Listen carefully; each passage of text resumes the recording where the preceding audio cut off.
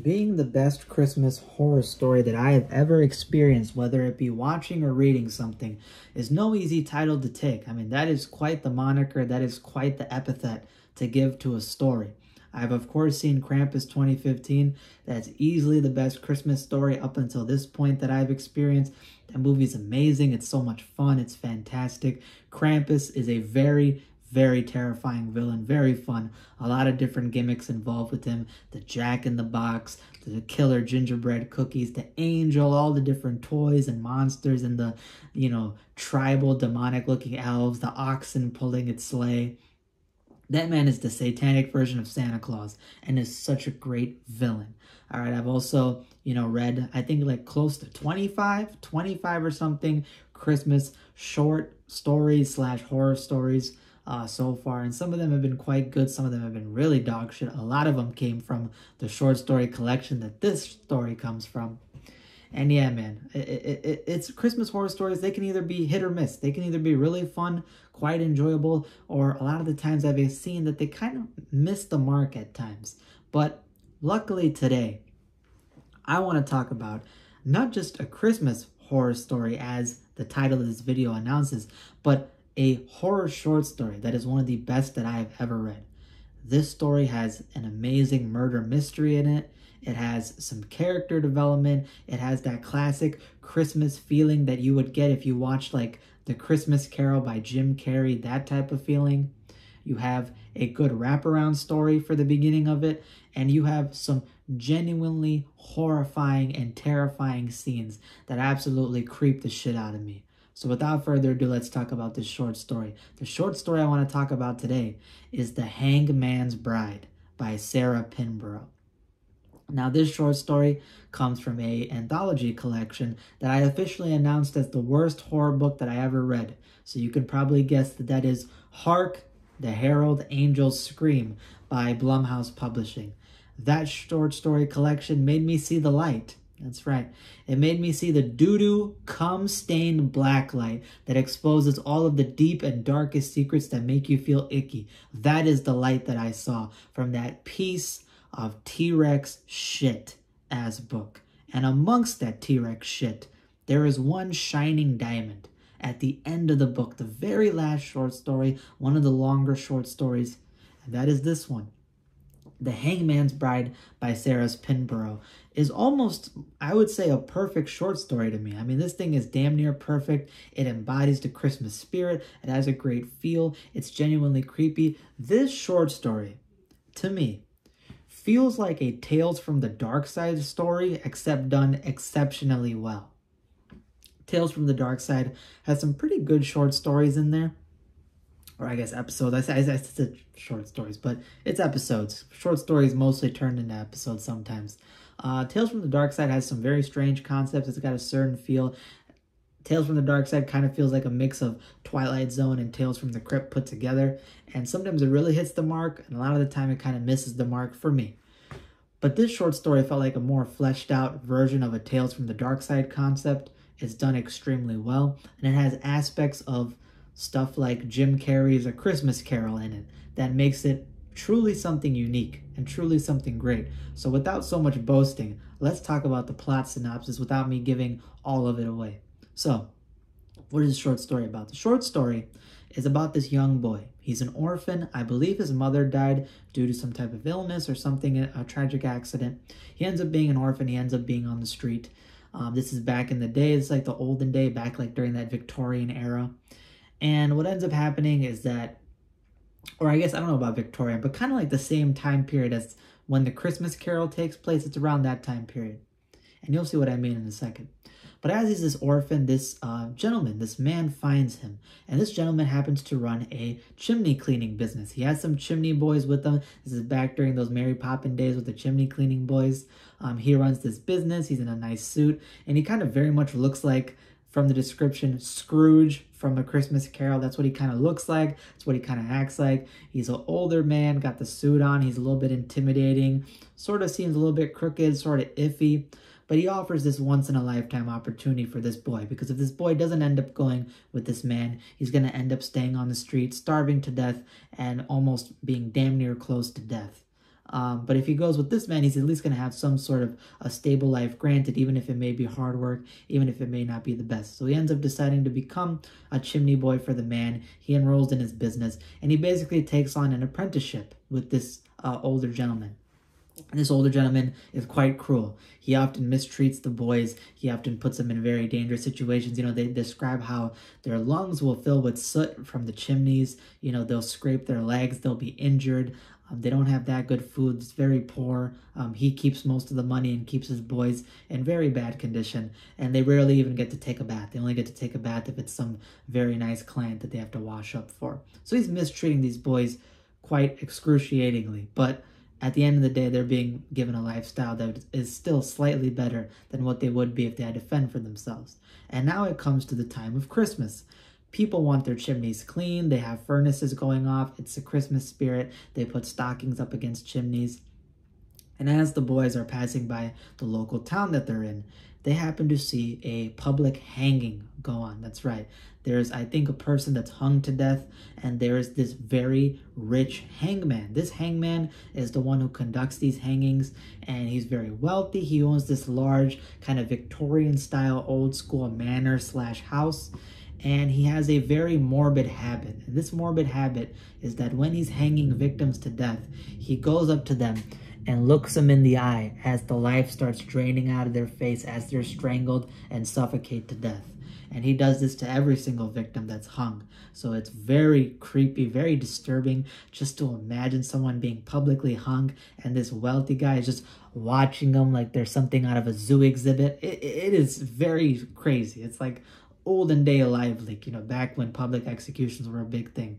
And obviously there's a big crowd. They always watch the hanging. The boys happen to see it. And as they do, one of the housekeepers from this Victorian manor by this wealthy man, I don't remember what her relationship to the man is, but she's kind of like the head of household, kind of like the motherly figure there. And she offers this, you know, Scrooge-like businessman the ability to bring in some of his boys to go and clean the chimney. And the main character boy ends up being selected. You know, the businessman prepares him, says, you know what, we're going to see you tomorrow morning. He'll be there to clean your chimney. And obviously this rich family is going to be very wealthy and compensate them well. But he kind of still instills bad values into the kids by saying, make sure you steal something from their house and bring it back so I can sell it, like a golden spoon or whatever it may be. So they get ready to go there. And once the businessman and the boy arrive at this manor, they end up going to the house. And again, it's very wealthy, very luxurious, but it has a little bit of a creepy feeling to it. It's a little bit eerie. And as the boy happens to go to the furnace room where the chimney is, he ends up seeing this very lavish room. This room has all this different memorabilia. It has these precious artifacts in there. It's got this, you know, long tapestry. It's got these Japanese paintings showing captains out at sea and done in traditional style with, you know, Japanese kanji written all over it. A lot of it exudes wealth. A lot of it exudes, you know, a lot of culture. And the boy is fascinated by it. He's never seen something quite like this. He gets quite nervous about the idea of having to steal something, because if he doesn't steal something from this house, the businessman is going to beat the shit out of him and abuse him, and it's going to be very rough. The old businessman damn near threatens his life. So either he does this or it's going to be some repercussions. And as he's preparing to clean the chimney, he gets all of his equipment ready in this room, in the room with all the different memorabilia, Japanese paintings, tapestry and stuff. And he starts cleaning it out. And as he starts, you know, cleaning it out and starts kind of moving and struggling himself up the chimney to clean it, he sees a horrifying sight in there. He looks up into the top of the chimney where it's all black, dirty with soot, dust, dingy, kind of like looking into a dark abyss.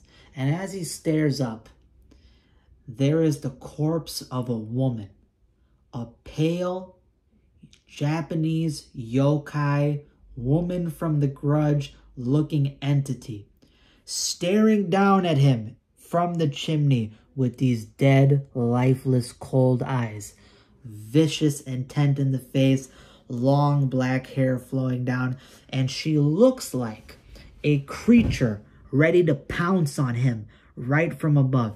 And he starts having a panic attack, and he freaks out because he has an internal sense in his body that if this creature, woman, deity, demon, whatever it may be, if it touches me, he gets a primordial sense within his body that as soon as she lays a finger on me, it'll be instant death. I will die instantly in this chimney, and my corpse will rot until they manage to find me or pull me out. Horrifying stuff. So this grudge-looking ghost/demon starts crawling down the chimney to get after him. As he's rushing to get down, he starts inhaling soot. He starts suffocating to death. His knees start getting torn up. His elbows start getting torn up. He starts bleeding. And all meanwhile, this woman is, on all fours, just crawling down the chimney, trying to reach and grab his face, staring down at him with those cold, lifeless eyes, getting ready to, basically kill him or eat him or do whatever. And eventually, as he reaches the bottom, he manages to look up after he's in a near-death state, and the woman is no longer there. And all the hangman, the businessman, and the housekeepers all come in, and they see this poor boy covered in soot, suffocating to death, nearly dying, and they start feeling sympathy for him. They start feeling bad for him. So the people of the manor gather him up, put him into a room, put him into a bed to where he can relax. The businessman is very angry that this, boy embarrassed him in front of everybody. And he promises that he's going to clean up everything and make sure the job is done. But they're like, you know what? This boy's been through enough. He seems like he's seen some shit or been through something. Let him rest. Let him relax. So the nice housekeeper lady who invited the businessman to the manor on behalf of the hangman, she brings him food. She brings the boy some blankets. She makes sure he's nice and compact. And she treats him with this kind of like motherly love, this maternal instinct that he has not felt in a long time since he was a little kid. And after his mother died, he's been missing this maternal feeling. So he feels very warm. He feels safe. He feels at home. And he feels like this is some type of sanctuary or paradise as he's laying in bed. And that night as she leaves, and the fire is burning in this room because there is a chimney, there's a furnace in this room, and the fire is burning. The hangman's sister-in-law, who's been oddly quiet this entire time, who, when she came into the room after the boy was suffocating to death on the soot, she started accusing that it was the demon, it was the spirit, it got to him. That spirit wants to come after her and kill her. And right away, the hangman and all the people started dismissing her and treating her as crazy. It seems that this sister-in-law has had a history of mental illness or something happened with her. Or maybe she's having like a psychotic, schizophrenic state or something. And they very much take her away. And then she ends up coming into the boy's room at night. And she ends up taking some water, pours it over the fire, and puts out that fire. And he's very confused, very freaked out. But he kind of pretends that he doesn't notice her. He watches her, and then as she turns around, he goes back to bed, pretends he's asleep. She watches him for a little bit and she leaves the room. And as he's there, he basically ends up then falling asleep because he's completely exhausted. And as he gets into basically waking up into the morning, he ends up seeing something weird, or ends up having some weird experience, because the housekeeping lady that was treating him in a motherly fashion the previous night comes into the room, and she basically kind of playfully, gives him a hard time. She kind of playfully scolds him and says, oh my God, you're so dirty. You have all that soot over your blanket. Why were you by the chimney late at night? I thought you were dead tired. And he all of a sudden has a realization, and he freaks out because he fell asleep the entire night due to how exhausted and in pain he was. He was not by the chimney. He was not by the furnace. How could soot have gotten all over the carpet and onto his blanket? He knows that the sister-in-law went by the fire, but she put it out before she, even reached anything in there. And he realizes that the demonic woman/ghost that was trying to grab and kill him in the chimney must have slithered down this furnace, came out covered in soot, and went right up to his bed and tried grabbing him or watching him the entire night. And he panics because he doesn't know how to explain it. He obviously cannot say this to the family, otherwise they would end up either thinking that he's crazy, they might start blaming the sister-in-law again, and you get the feeling that they are on the edge with the sister-in-law, that they might, you know, potentially hurt her or kick her out, and there would be some negative consequences from that. So he keeps it to himself. And unfortunately, he still has a job to do. So now, following this next day, he's going to have to go back into the same chimney and finish cleaning it, despite the horrifying sight that he experienced yesterday and is now realizing has come back to haunt him during the night. As I clear my throat. A genuinely horrifying story. And as the boy gets through the story, you start realizing there might be more than meets the eye. This ghost or demon may not have a history with the house. They may have a connection to a certain family member. There may be a murder mystery that occurred that may have led to something happening to the house. And there is many emotional layers and twists behind the story that the boy has to slowly uncover if he wants to realize how he can understand why this threat is here, why is it coming after this family, and how he could potentially defeat it in order to protect people's lives. This story is absolutely fantastic. The pacing is spot on. The depth of the story involving the murder mystery, the emotional connections to characters, it all wraps up quite well.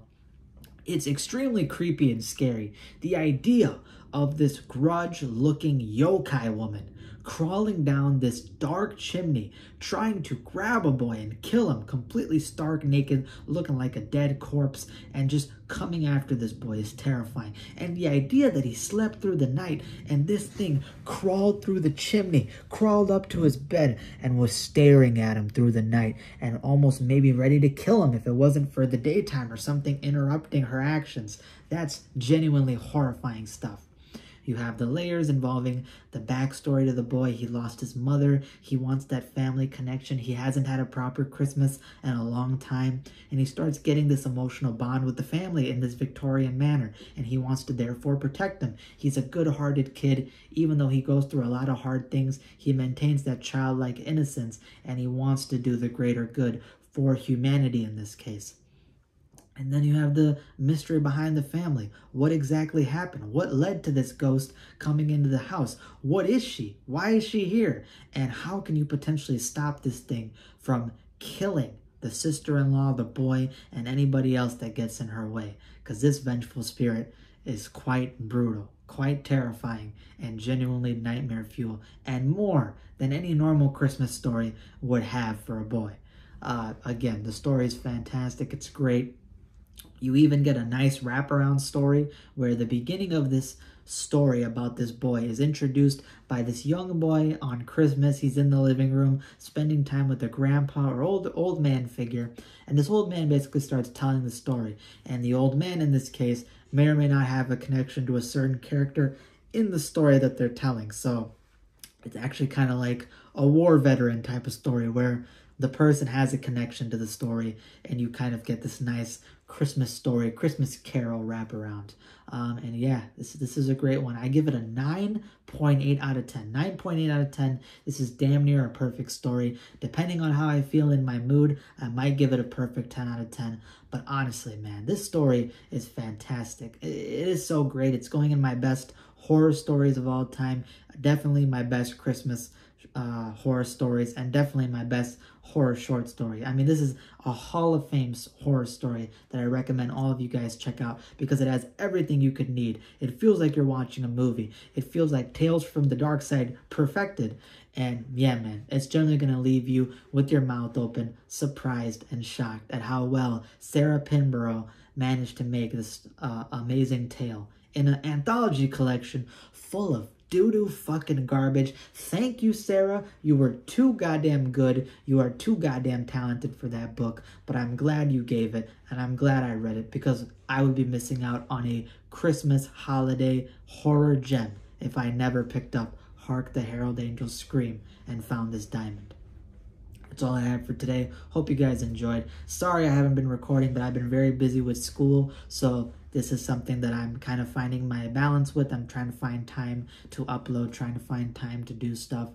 So I actually have time today, so that's why I'm involved with making a video, and I thought this would be a nice touch to give you guys a story that I all recommend you guys check out, because it's one of the scariest, one of the best that I've ever read, and I can't praise it enough. So that's all I have for today. Hope you guys enjoyed. We're almost at 250 subscribers, one away. So if you like this video, hit that subscribe button down below. Hit that like button. We're trying to get to 300 subscribers now. My Q&A video I'll be recording relatively soon when I get more free time after some exams and presentations I have are done. And yeah, stay tuned for more content to come. That's all I have for today.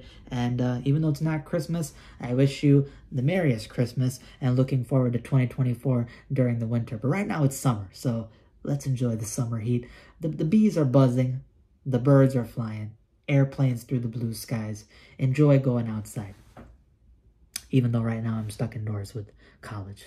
Yo, God pray that I become a multimillionaire within the next year so I can just make this my living. Christmas miracle, people.